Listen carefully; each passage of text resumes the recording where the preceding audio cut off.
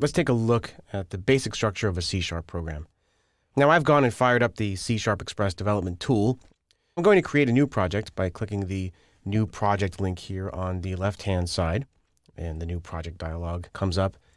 Throughout this course, we're going to be using console applications to build our examples because they are one of the simplest applications to create, and they allow us to focus on just the C# language without having to worry about all the user interface related code that other projects require.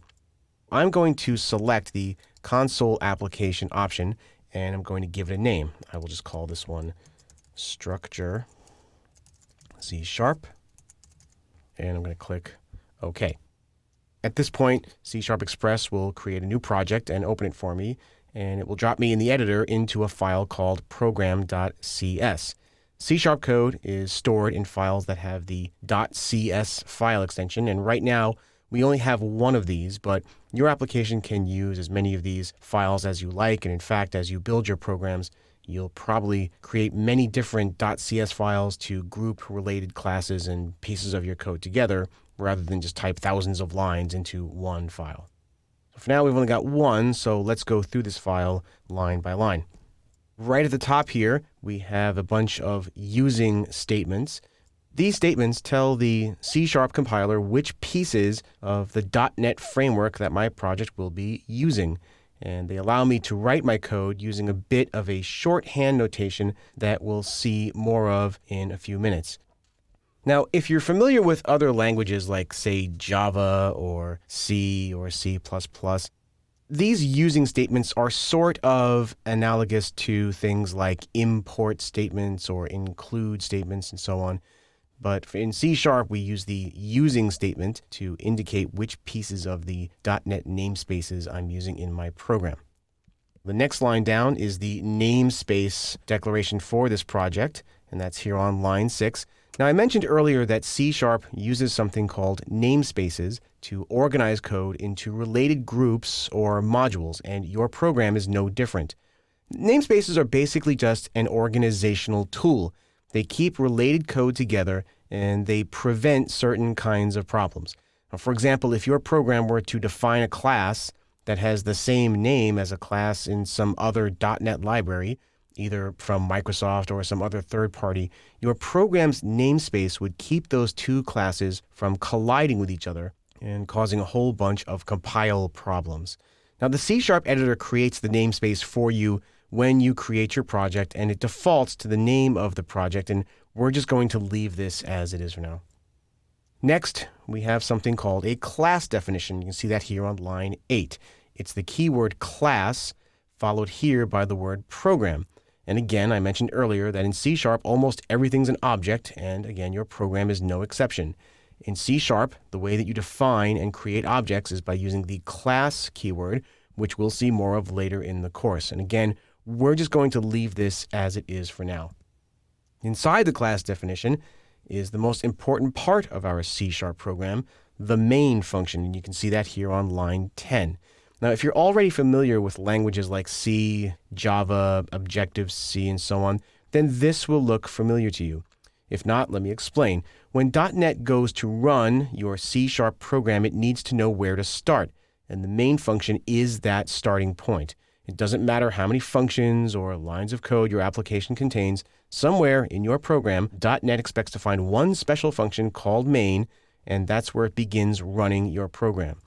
It has to be written as you see it here.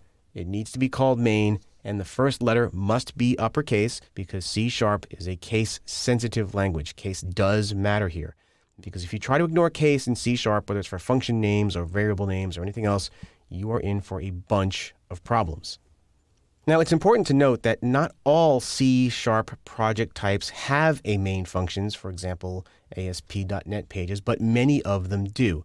Now, this isn't something that you'll ever have to worry about, though, because when you're using the Visual C# programming tools to create projects, it will create the main function for you if it's needed. Don't worry for now what the words static or void mean, or the stuff that's inside the parentheses. We're going to cover those later. Let's take a look at some of the syntax rules of C#. Now, first, notice these curly braces on lines 7 and 9, 11, 12, 13, and 14. These braces are used to group related lines of code together in what are called statement blocks of code, and you can see that they come in pairs. There's an opening brace and there's a closing brace, and they must match up. Now, they define starting and ending points for things like functions and classes and loops, all of which we will see later in the course. And if you have experience in languages like JavaScript or C or Java, then you've seen these before. And if not, then all you need to know is that they group lines of code together. Now, you'll notice that the main function is empty, and that's okay, because technically this is a complete C# program. But let's look at some basic examples of C# statement syntax. To declare a variable, I need to specify a type and a name. So for example, I can type int and then my variable. This is different from languages like JavaScript, where you don't need to specify a type for your variable.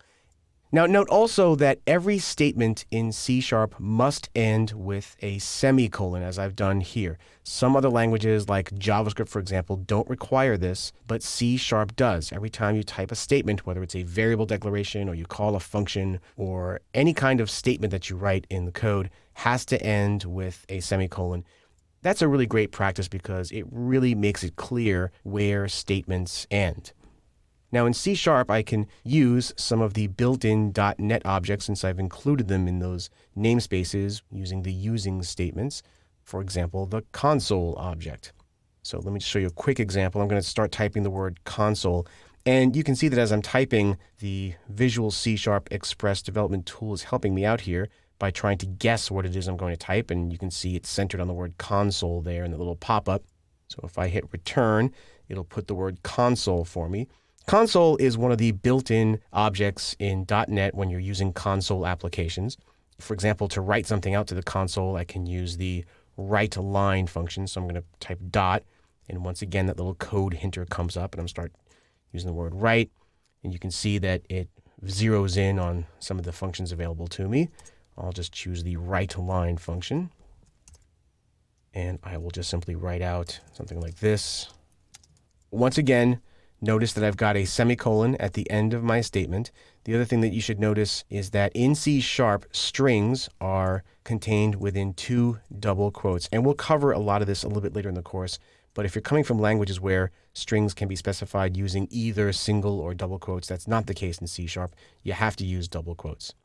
Now, notice how the word console is in light blue. That's because the compiler notices that I'm using a built-in object in C#, and the console object is contained within the system namespace. Watch what happens when I go up here and I comment out the using system statement up here on line 1. Notice now I've got this little red squiggle down here on my console object. It says the name console does not exist in the current context when I mouse over it. So now I've gone from being able to use this object to not being able to use this object. The reason for this is when I commented out the system namespace, if I want to be able to use that object now, I have to write what's called a fully qualified path name. So I would have to write out system.console.writeLine if I wanted to use this now. And you can see that when I put the word system in front of the word console, now it goes back to being light blue because the compiler recognizes it again. So by using these using statements, I can write my code using shorthand rather than having to write out these big, long, fully qualified paths to all the objects in .NET. So it makes writing your code a lot easier. So I'll go back up to the top here and uncomment that line. You notice even when I have it uncommented, I can leave it fully qualified if I want to, but now I have the ability to take out that system statement, and now console goes back to being recognized. White space doesn't really matter in C#. Now, some languages consider the indentation level of lines of code to be important, but C# does not. You can put as much or as little white space in your program statements as you like. For example, I could put this statement all the way over here, and I can just put this statement all the way back over here. It doesn't really matter. This is all good. Obviously, there are places where white space is going to matter. So for example, inside of a string, if I do this, well, that's pretty significant. That's going to affect the way that that string is written out. But within lines of code, white space does not matter. So if you're coming from a language where white space matters, you don't have to worry about that here. Indentation in C# is just used for maintaining readability. So we've seen enough C# where we can now start writing our programs, and we can go on to the next part of the course.